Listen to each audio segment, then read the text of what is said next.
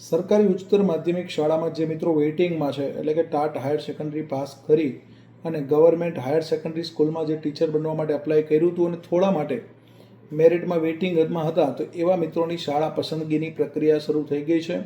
10 ડિસેમ્બરથી 12 ડિસેમ્બરની વચ્ચે તમારે શાળા પસંદગી કરી દેવાની છે અને એની જે અગત્યની સૂચના છે એ ધ્યાને લેવાની છે. તો સૂચના ખાસ ધ્યાને લઈ અને શાળા પસંદગી કરી દેજો. જો શાળા પસંદગી નથી કરતા તો તમે તમારો હક જતો કરો છો, બરાબર. અને ખાસ મર્યાદિત શાળા પસંદગી કરો અને ના મળે શાળા તો પણ તમારો હક જતો થાય. એટલે ખાસ શાળા પસંદગી કરી દેજો. હું તમને બતાવું છું. શાળા સૂચનાઓ આ રીતની છે, બરાબર. વેબસાઇટ ઉપર જઈને શાળા પસંદગી કરી દેવાની છે. આપણી GSERC જે વેબસાઇટ છે, બરાબર.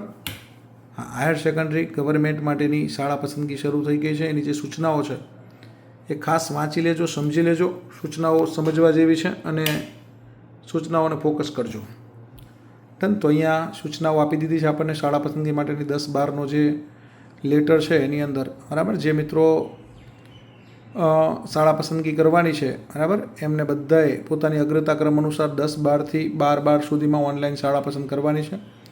અને શાળા પસંદગી ન આપનાર, બરાબર, અથવા ભાગ ન લેનાર છે એ પ્રક્રિયામાંથી બાકાત થઈ જશે, બરાબર. અને તમારે શાળા પસંદગી તમારી રીતે આપવાની છે, એટલે તમારી રીતે શાળા પસંદગી કરી દેજો. જો કદાચ ઓછી શાળા પસંદ કરો ન મળે તો પછી બીજી તક મળવાપાત્ર રહેશે નહીં.